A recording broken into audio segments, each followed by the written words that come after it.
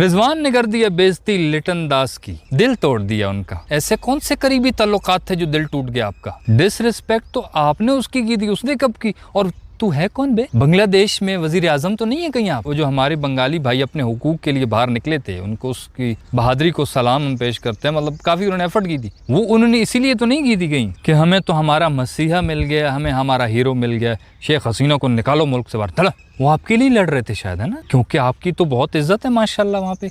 जानता कौन है तुझे? अबे भाई थोड़ा सा जीते हो, थोड़ा सा हजम कर यार। इसने तो कौन सी डिसरिस्पेक्ट। ये नया एक बयान आया है अभी लिटन दास सर का, जो आपने शायद सुना होगा कि टेस्ट मैच के बाद बाकी पाकिस्तानियों ने तो हमसे हाथ मिलाया लेकिन रिजवान ने हाथ नहीं मिलाया। अब या तो ऐसा होता कि रिजवान वहाँ जाता, वो जैसे ही हाथ आगे करता तो ये हाथ को ऊपर करके यूं सर खुजाने लग जाता है, बेइज्जती, अपना बदला लेता। ऐसा कुछ नहीं किया रिजवान ने, सिर्फ ये हुआ कि ये ड्रेसिंग रूम में था। अब दूसरे टेस्ट में भी रिजवान आखिर तक खड़ा रहा बैटिंग पे, काफी मतलब लेट तक खड़ा रहा। तो हो सकता है उसको मसला बन गया हो यार, हो सकता है वो सो गया हो, या हो सकता है उसका ना दिल हो, क्योंकि जो डिसरिस्पेक्ट उसको मिल चुकी थी जो आपने दी थी। एक तो उसके कह के 50 रुपए काट ओवर एक्टिंग के, फिर इसकी टीम में जगह नहीं बनती वो बोल दिया, वो जो भी समझ गए। फिर वो जो खास तौर पे जो सबसे ज्यादा मसला बना, जब रिजवान बॉल से पहले रुक गया तो ये पीछे से कहता है कि सामने देख के खेलना, क्या बार बार ड्रामे कर रहे हैं। और फिर रिजवान ने जो इसको जवाब दिया, तेरे काम है नहीं, ये तेरे काम है, ये मेरे काम है। तो रिजवान वैसे तो किसी के सामने इस तरह बोलता नहीं है। रिजवान को तो जो कुछ बोलता रहे ये तो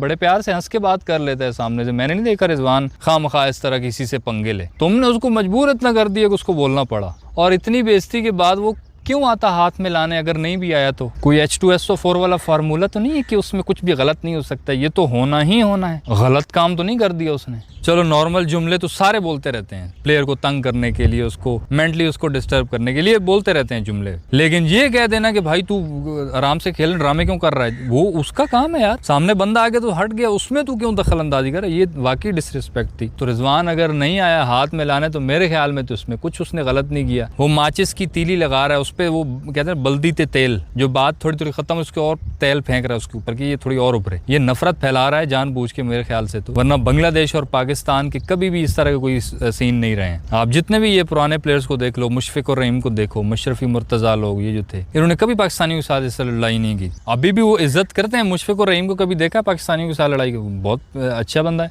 ये कौन सी बात हुई? खुद पंगे ले रहा है और खुद ही रिजवान को बोल रहा है कि तूने डिसरिस्पेक्ट की, तेरी इज्जत है। तू है कौन बे? तुझे जानता कौन है? मुझे ये बता।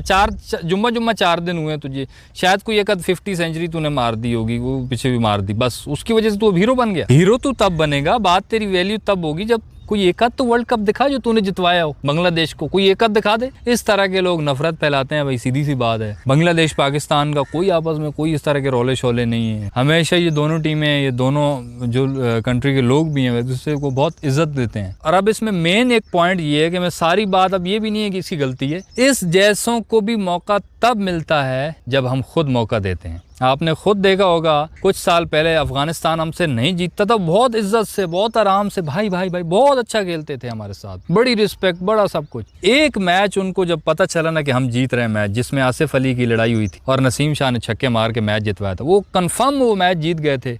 जब उनको पता चला कि हम मैच जीत चुके हैं, अब कुछ भी नहीं बचा, तो वो लड़ पड़े कि भाई ये कौन है, वो ये कौन है, वो हट अपनी पे आ गए। और उसके बाद नसीम शाह ने फिर मैच जब जितवा दिया तो वो रोने लग गए। और बाद में अब वो पाकिस्तान को हरा भी रहे हैं। ये इसीलिए क्योंकि पाकिस्तान की टीम ऐसे हो रही है धीरे धीरे, माशाल्लाह परफॉर्मेंसेस इतनी कमाल हैं। हम खुद मौका दे रहे हैं, अफगानिस्तान को हमने मौका दिया, वो अब लड़ाई शड़ाई करते हैं, नॉर्मली लेते हैं। अब बांग्लादेश से इतने हम आसानी से वाइट वॉश हो रहे हैं कि उनका जो एक आध बंदा, सब तो ऐसा नहीं करते, मतलब एक आध जो बंदा जिसके अंदर वो थोड़ा सा कीड़ा तंग करता है तो वो फिर इस तरह की हरकतें करेगा। इस सारे का सारा क्रेडिट जो है ना हमारी टीम को जाता है, हमारे माशाल्लाह इन प्लेयर्स को जाता है कि जो जितना घटिया खेलेंगे फिर उसका वो खामियाजा भुगत रहे हैं। आज तुम हराना शुरू कर दो, मजाल है कोई बोल के चला जाए। इंडिया के साथ भी हमारी जिस तरह की भी जो चीजें चल रही हूँ, लेकिन इतना ज्यादा इग्नोर वो नहीं करते थे, इतनी ज्यादा डिसरिस्पेक्ट वो नहीं करते थे जिस तरह आजकल वो कर रहे हैं कि हाथ भी नहीं मिलाना। ये कभी नहीं होता था क्योंकि उनको भी पता था कि भाई ये भी हरा लेते हैं। शुएब अख्तर लोगों का, अफरीदी लोगों का डर होता था। सरेआम मीडिया पे अब बातें चल रही है, सरेआम मीडिया को तो छोड़ो, मीडिया तो वैसे भी उनका हवा में बातें करता है, उनके जो प्लेयर्स है सरेआम बातें कर रहे होते हैं। क्यों? क्योंकि माशाल्लाह क्रेडिट गोज टू अस, क्योंकि टीम हमने इतनी कमाल बना ली है,